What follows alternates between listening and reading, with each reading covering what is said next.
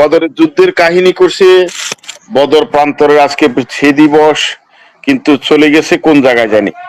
এরপরে উনি ডলার নিয়ে ব্যবসা বাণিজ্য শুরু করছে আল্লাহর সাথে, এবং আল্লাহ বলছে ওনাকে যে আল্লাহকে সাহায্য করো, আল্লাহ তোমাদেরকে সাহায্য করবে।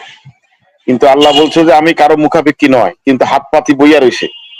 আল্লাহর রাস্তা তোমরা সম্পত্তি দান করো, দ্বিগুণ দ্বিগুণ দিব আল্লাহ। তো আমরা চাইতেছি যে আসলে আল্লাহকে আপনাদের যদি না থামান। সিরাজি ভাই একটু একটু 2 সেকেন্ড। হ্যাঁ, শুধু এটা না, আল্লাহ আপনার সুদও চায় মানুষের কাছ থেকে, আপনার আমার কাছ থেকে সুদ নেয় সে। হ্যাঁ, আপনারা একটু হাসানা, কর্জে হাসানা বলে কর্জ। জি জি জি, এটা আসলে খুব লজ্জাস্কর ব্যাপার। উনি কোন সময় কি বলছে, আবুল সরকারের মতো কোন দিক দিয়ে কথা বলে। এখন আপনারা যদি না থামান আল্লাহরে, আল্লাহ যে কোরআনের মধ্যে কথাগুলি হয় আয়াতগুলো একটু ডুবাই দেন, নয় যে বিকৃত কোনো অর্থ করতেন, যদি আমরা খুব খুশি হইতাম নওয়াজ ভাই। কারণ মহিউদ্দিন ভাই যেমন আরবিকে পাত্তা দেন না, আপনি তেমন আরবিকে পাত্তা দেন। আবার আল্লাহ যে একবার বললো যে আমি কোনো কারো মুখাপেক্ষী নয়, এখন এই যে কর্জে হাসানা না কি ভাগ্য বলো, বঙ্গবন্ধু ভাই আসছে, না হয়তো খবরে দিত। এরকম করছে কেন নওয়াজ ভাই, বলেন তো ভাই।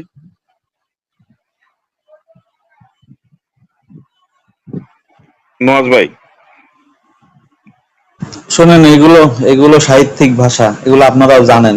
এগুলো মানুষের বেলায় বুঝাইছে, মানুষকে দিতে বলছে তাহলে আল্লাহকেই দেওয়া হয়। হ্যাঁ, এখন এইগুলো নিয়ে পাও, আমি আগেও বলা হয়েছে কথা। এখন কোনটা মানে সাহিত্যিক ভাষা আল্লাহ এখন যে বলছে কর্জে হাসানা, এটা মানুষের জন্য বলতে। আল্লাহ যে একটু আগে এই যে ইয়ের মধ্যে বললো, ভাই যে একটা আয়াত দেখাইলো, তোমরা আমাকে সাহায্য করো, আমরা তোমাকে সাহায্য করবো। আল্লাহ এবং আল্লাহ রাসূলকে সাহায্য করো। সেইটাই তো সাহিত্যিক ভাষা। এখন মানুষ কি চিন্তা করে না তাদের অন্তরে তালা মারা? এখন অন্তরে কি তালা মারা যায়? এরকম কোরআনে সাহিত্যিক ভাষা অনেক আছে, এখন এগুলো বুঝে নেন। হতে পারে, আমি তো আরবি বুঝি না। বঙ্গবন্ধু ভাই যদি সাহায্য করতেন, কোনটা সাহিত্য কোনটা দার্শনিক।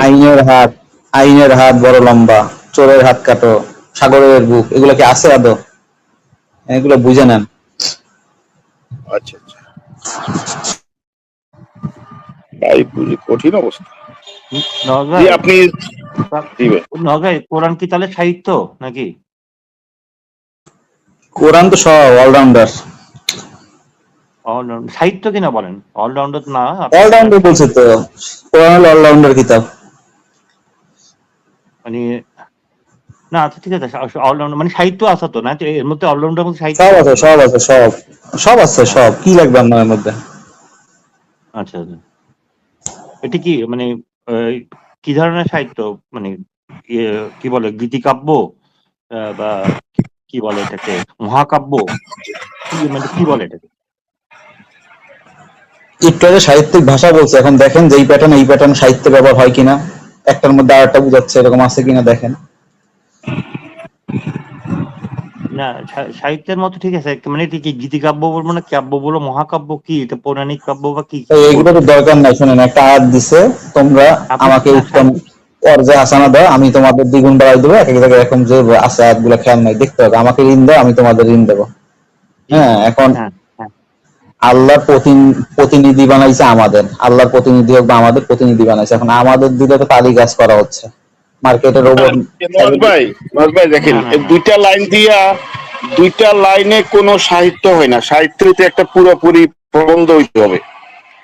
আপনি একটা লাইনকে যদি সাহিত্য বলেন, অন্য লাইনকে যদি আপনি বলেন যে এটা ফিলোসফি, আরেকটাকে বলেন যদি বিজ্ঞান, আরেকটা যদি অঙ্ক হয়, মানে এই বইটাকে তো একটা জায়গা নিতে হবে। মানে মমিন ভাই এটা বলছে আর কি, সাহিত্যের একটা ধারাবাহিকতা আছে। সাহিত্য বলতে হইলে তার একটা সংজ্ঞা আছে, এবং তাকে আপনার চরিত্র নির্ধারণ করতে হবে, বৈশিষ্ট্যগুলি দেখাতে হবে। কোরআনটা মিলাইতে হবে। কোরআনটা এভারেজ পড়ার পর দেখবেন কোরআনে কোনো ইখতিলাফ নাই, সাংঘর্ষিক নাই, বৈপরীত্য নাই। এখন আল্লাহ বলতেছে আল্লাহ নিজের নফস আছে, আবার বলতেছে কুল্লু নফসিন মারা যাবে। আল্লাহ বলছে আমি আবার কোন সৃষ্টির সাদৃশ্য না। এখন যেহেতু আপনাকে বৈপরীত্য বলছে নাই, মানে সাংঘর্ষিক নাই, এক আয়াতের সাথে আর এক আয়াত সাংঘর্ষিক হবে না, প্যাটার্ন একই হবে। একজন বলো ডানে যান আর একজন বামে, এরকম অনুবাদ হবে না। এখন এইটা আপনার যেভাবে হোক আপনার মিলাই নিতে হবে। আপনার চিন্তা আপনাকে আকল দিছে, বারবার বলছে তোমরা কি আকল খাটাও না, আকল খাটাইয়ে আপনার বৈপরীত্যবিহীন চিন্তা ভাবনা করে এই কোরআনটা মানতে হবে। আমরা সেটাই মানতেছি। আপনার যদি মনে হয় সাংঘর্ষিক আছে, আপনি নেন, আমার তো মানে আমার সূত্র আল্লাহ যে ধরে রাখতে হবে, সে সূত্র চলতে হবে। আমাদের মতোই নফস নাকি? আমাদের মতোই তো নাকি ওগুলো? ওই যে সাংঘর্ষিক না, আপনি কি আগে সূত্র বুঝছেন? সূত্র, প্রথম সূত্র হলো যে কোরআনে কোনো সাংঘর্ষিক নাই। ইখতিলাফ অর্থ কি ভাই? ইখতিলাফ মানে কি? অর্থ কি করবেন?